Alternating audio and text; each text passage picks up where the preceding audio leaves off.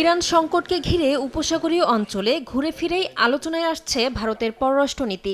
ভারত কি কেবল সতর্ক কূটনীতি অনুসরণ করছে নাকি প্রয়োজনের তুলনায় অনেক পিছিয়ে আছে, এ নিয়েই উঠছে প্রশ্ন।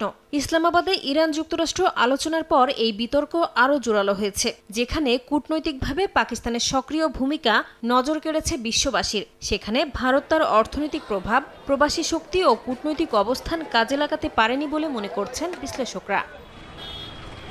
তবে অনেকে বলছেন ভারতের এই নীরবতা কোনো সিদ্ধান্তহীনতা নয়, বরং পরিস্থিতি অনুযায়ী সিদ্ধান্ত নেওয়ার উপর জোর দিচ্ছে দেশটি। যুক্তরাষ্ট্রের সঙ্গে প্রযুক্তি ও প্রতিরক্ষা সম্পর্ক, ইরানের সঙ্গে জ্বালানি ও যোগাযোগ স্বার্থ, ইসরায়েলের সঙ্গে নিরাপত্তা সহযোগিতা এবং উপসাগরীয় দেশগুলোর সঙ্গে বাণিজ্য, সব মিলিয়ে বহুস্তরীয় সমীকরণে আবদ্ধ নয়াদিল্লি। ফলে এক পক্ষের দিকে ঝুঁকলে অন্য সম্পর্ক ক্ষতিগ্রস্ত হওয়ার ঝুঁকি তৈরি হয়, যা নয়াদিল্লির নীরব অবস্থানের একটি বড় কারণ হিসেবে দেখা হচ্ছে।